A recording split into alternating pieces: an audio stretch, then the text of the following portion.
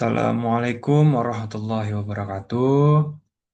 Selamat pagi, siang, dan malam, Bapak Wahyu Purbo Santoso. Saya Farhan David Alwi, program S1 PJJ Manajemen Universitas Siber Asia, yang akan menyampaikan presentasi hasil penelitian Digital Financial Inclusion untuk pengembangan UMKM di Indonesia. Presentasi ini terdiri dari 7 bagian utama. Bisa kita lihat di sini ada abstrak, latar belakang, pembahasan metodologi, analisis data panel, hasil pengujian hipotesis, hingga kesimpulan dan saran. Pada bagian abstrak, riset keuangan digital ini merupakan proses sistematis untuk menganalisis dampak teknologi digital terhadap sektor keuangan, khususnya e-wallet, marketplace, dan vintage lending. Penelitian ini sangat penting karena Indonesia mengalami pertumbuhan vintage yang eksplosif. Tujuan utama dari riset ini pertama mengidentifikasi pola penggunaan teknologi keuangan digital. Kedua, menganalisis dampak vintage terhadap UMKM. Lalu ketiga, mengevaluasi efektivitas digital banking dan yang terakhir memberikan rekomendasi kebijakan untuk pengembangan ekosistem keuangan digital. Konteks Indonesia menunjukkan pertumbuhan vintage tercepat di Asia Tenggara. Adopsi e-wallet meningkatkan signifikan di UMKM dan platform marketplace mendominasi perdagangan digital. Nah, namun ada nih tantangan besar, di mana literasi keuangan digital masih terbatas. Keamanan data menjadi isu krusial dan kesenjangan digital antar wilayah juga masih lebar. Di sisi lain, inovasi produk dan layanan terus berkembang pesat. Metodologi penelitian ini mengikuti 4 tahapan sistematis. Pertama, identifikasi masalah dengan merumuskan fokus riset secara jelas. Kedua, perumusan hipotesis sebagai dugaan sementara yang akan diuji. Ketiga, pengumpulan data primer melalui survei dan data sekunder dari Bank Indonesia. Keempat, analisis data dan penarikan kesimpulan. Nah, tren terkini menunjukkan nih pertumbuhan e-wallet dan WNPL, ekspansi digital banking, serta penggunaan AI dalam risk management. Isu strategis meliputi regulasi, keamanan cyber, dan perlindungan konsumen. Desain penelitian ini menggunakan pendekatan kuantitatif dengan data panel. Nah, di sini saya menggunakan cross-section 150 UMKM di Indonesia dengan time series 2020 hingga 2024 menghasilkan total 750 observasi panel data. Nah, di sini ada variabel dependen, itu kinerja keuangan UMKM dan Digital Financial Inclusion Index. Variabel independen meliputi adopsi platform digital, literasi keuangan digital, akses vintage lending, dan infrastruktur digital.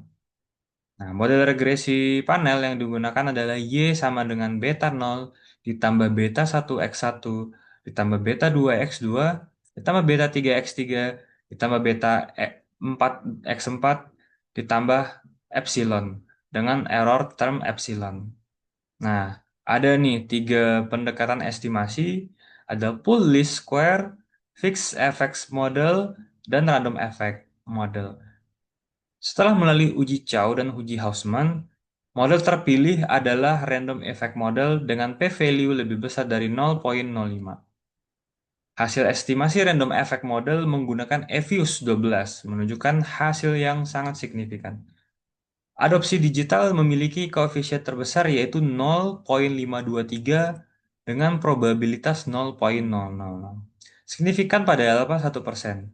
Nah, di sini artinya itu kenaikan 1 unit adopsi digital meningkatkan kinerja UMKM sebesar 52,3%. Literasi digital dengan koefisien 0,387 signifikan pada alpha 1%. Nah, vintage lending dengan koefisien 0,241 signifikan pada alpha 5%. Dan infrastruktur digital dengan koefisien 0,156 signifikan pada alpha 10%. Model memiliki R-square 0,742, ya artinya 74,2%. Variasi kinerja UMKM dapat dijelaskan oleh model ini. F-statistik 45,83 bisa kita lihat menunjukkan model secara keseluruhan sangat signifikan.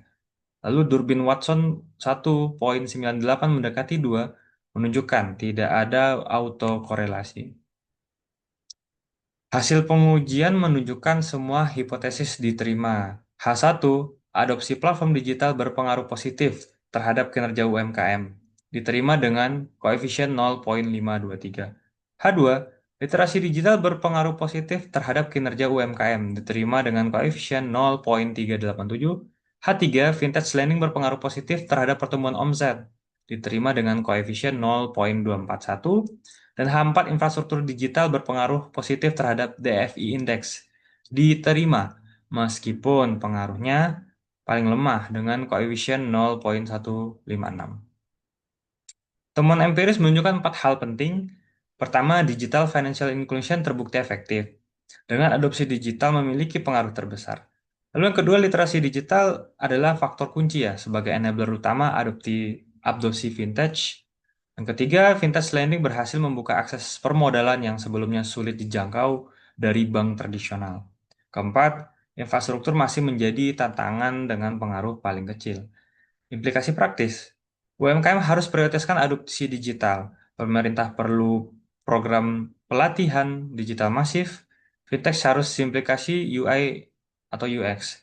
Dan akademisi perlu nih riset lanjutan dengan metode RCT. Uji asumsi klasik, model ini telah lolos semua ya. Nah, uji normalitas dengan Jarku-Bera menunjukkan probabilitas 0,091 lebih besar dari 0,05. Artinya residual berdistribusi normal. Nah, uji multikolinearitas, semua VF kurang dari 10, tidak ada multikolinearitas. Lalu uji autokorelasi, Durbin Watson 1,98 mendekati 2, tidak ada juga autokorelasi. Yang keempat, uji heterodasdisitas dengan white test, probabilitas 0,127, varians residual homogen. Kesimpulannya, model valid dan robust. Hasil estimasi adalah blue, yaitu best linear unbiased estimator. Dampak positif pada UMKM meliputi akses permodalan lebih mudah melalui vintage lending, efisiensi transaksi meningkat, ekspansi pasar via marketplace, dan data digital untuk analisis bisnis. Tantangan yang dihadapi, literasi digital masih terbatas, risiko keamanan data tinggi, ketergantungan pada platform marketplace, dan kesenjangan digital antar wilayah. Kesimpulan penelitian ini ada 4 poin utama. Pertama, keuangan digital telah menjadi bagian integral ekosistem bisnis Indonesia, terutama untuk transformasi UMKM. Kedua, adopsi vintage meningkat signifikan dan berkorelasi positif dengan peningkatan pendapatan secara efisiensi operasional. Ketiga, literasi keuangan digital masih menjadi hambatan utama, khususnya di wilayah perkotaan menengah dan pinggiran. Keempat, regulasi yang tepat dan edukasi konsumen menjadi kunci nih untuk pertumbuhan vintage yang berkelanjutan. Implikasi manajerial, secara strategis perusahaan harus mengintegrasikan vintage dalam strategi bisnis. Secara operasional, digitalisasi meningkatkan efisiensi dari sisi kepatuhan, pemahaman regulasi yang sangat penting, dan dari aspek manusiawi, investasi literasi digital sangat krusial. Saran untuk penelitian akademis, yang pertama melakukan penelitian longitudinal. Saya ulangi, longitudinal untuk mengamati tren jangka panjang. Kedua, perluas cakupan geografis ke daerah rural. Ketiga, gunakan mixed methods untuk pemahaman komprehensif. Keempat, integrasikan aspek behavioral economics. Saran untuk praktisi, industri vintage harus fokus pada produk user-friendly dan edukasi keamanan digital. UMKM itu sebaiknya adopsi vintage secara bertahap dengan pelatihan literasi. Nah, untuk pemerintah ini perlu memperkuat regulasi yang seimbang antara inovasi dan perlindungan konsumen. Untuk institusi pendidikan harus mengintegrasikan literasi keuangan mungkin ya, literasi keuangan digital dalam kurikulum. Nah, demikian prestasi hasil penelitian saya, riset keuangan digital terus berkembang dan membuka peluang baru untuk inovasi, efisiensi, dan inklusi keuangan di Indonesia. Referensi utama penelitian ini berasal dari materi pembelajaran yang telah saya dapatkan selama berkuliah di Universitas Siber Asia, metode penelitian dari Sugiono, serta data empiris dari Bank Indonesia dan publikasi jurnal internasional. Terima kasih atas perhatiannya. Wassalamualaikum warahmatullahi wabarakatuh.